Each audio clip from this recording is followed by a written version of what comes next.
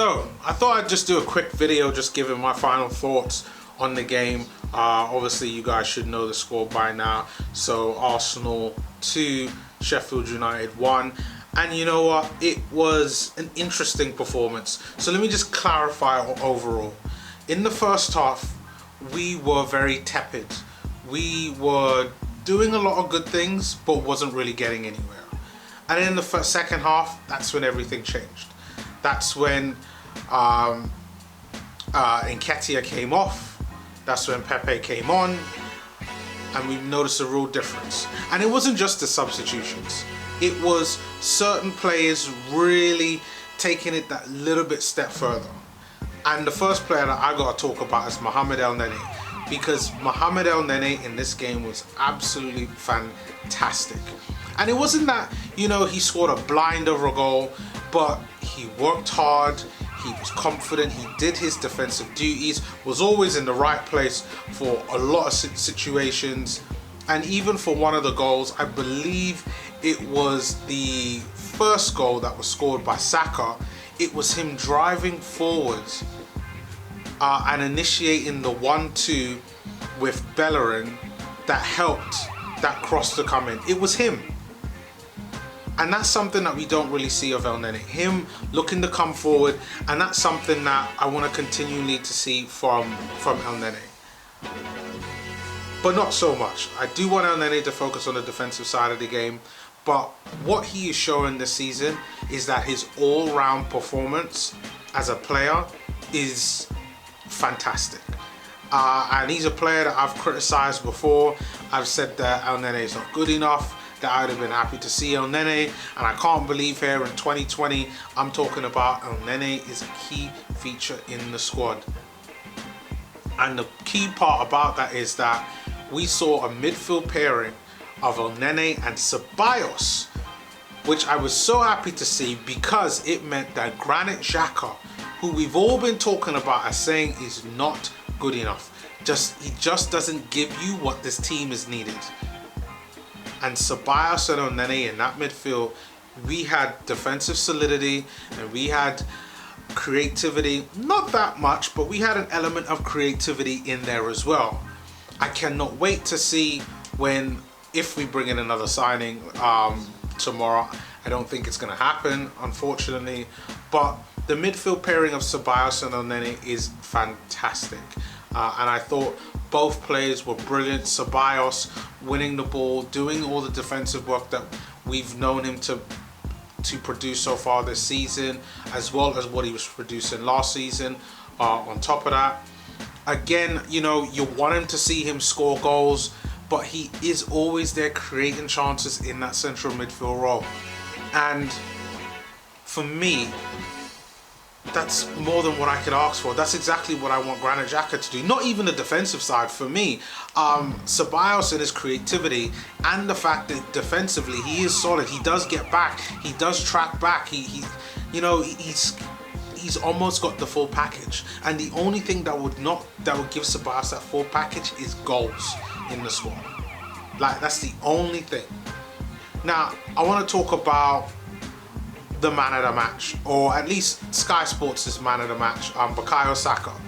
Now, I've talked about Bukayo Saka tons of times throughout last season, throughout this season. Last season, for me, I felt that he was Arsenal's second best player. I know, I think it was Bernd Leno who was voted second best player last season. No, for me, it was Bukayo Saka. And this season, I'm so glad to see Saka getting more games in the season. He scored a goal, really good goal, great cross from Hector Bellerin, and I stuck in for the first goal.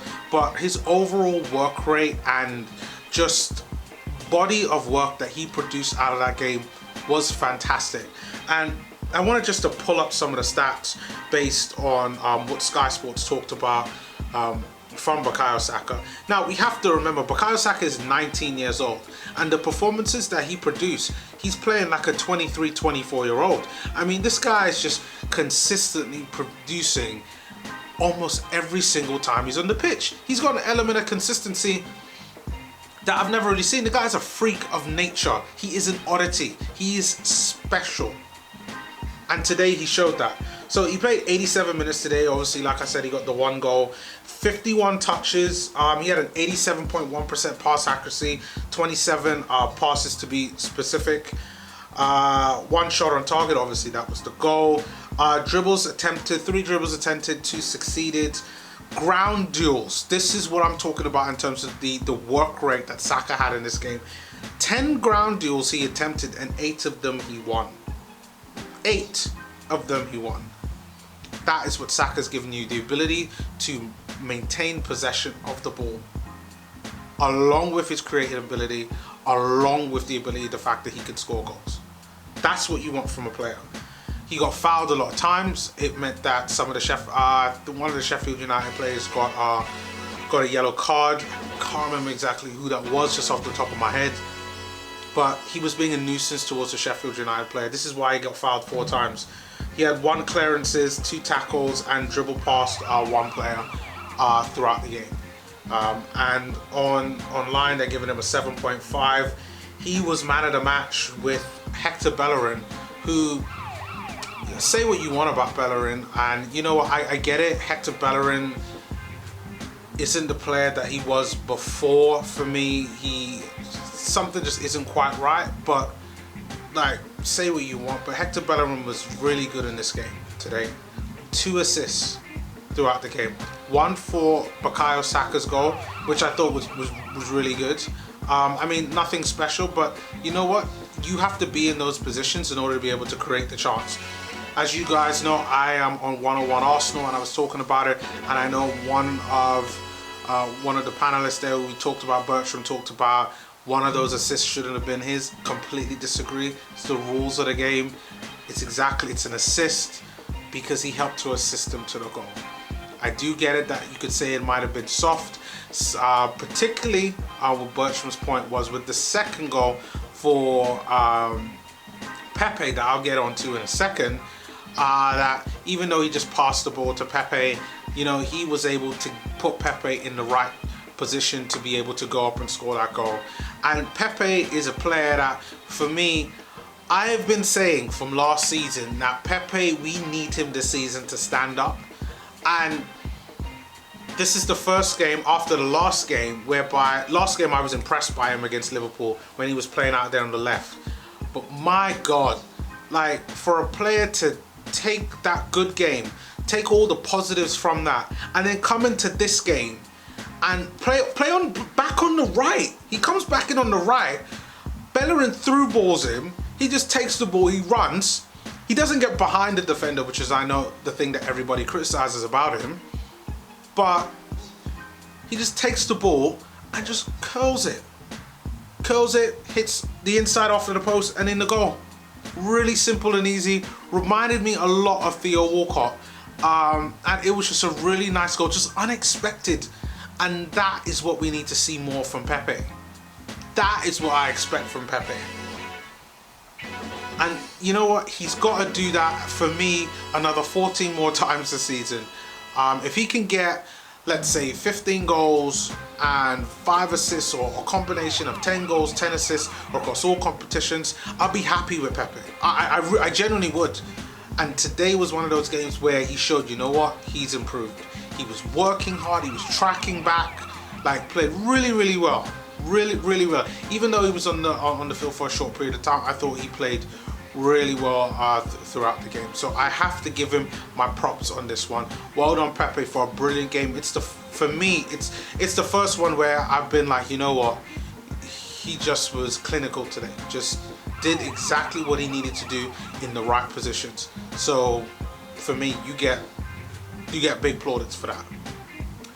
I also thought Tierney played very well, even though some might make the argument whether that it was his fault for McGoldrick's goal, which I thought was a really good goal. McGoldrick just curled it into Leno's bottom right corner.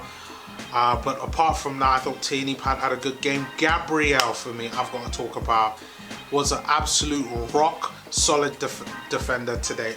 Best defender by, well, there is Bellerin. He was close to Bellerin by far. For me, Bellerin, it was only really with the assists, but in terms of defensive work, Gabriel was as Tony calls it, a stallion. He was absolutely brilliant. He tracked back, got clearances, he held the ball off well, made sure that, you know, no silliness was happening. You know what? For this Arsenal defence, to have a player like Gabriel in their defence, I am looking forward to what this defence is going to be like over the next 3, 4 and 5 years, because I think he is a very, very good player, and I'm really glad to see him here at Arsenal. I mean, I knew when I originally talked about him in my transfer videos back in January, I thought he was a good player, but I did not think he would have this level of impact for this Arsenal side. So again, another solid performance from Gabriel in this game. But for me, that was kind of it in terms of the players that I thought performed really well throughout the game. I thought Bernd Leno had an okay game as well, but I think that probably was to do with the fact that Sheffield United just didn't really pose that much of a threat. But guys, let me know your thoughts on the game. Leave your comments down below. Remember to like and subscribe, and I'll see you on the next video, which should be somewhere around here. Somewhere around here there should be some options that YouTube will be giving you right now. So again, remember to subscribe, like, and I will see you all next time.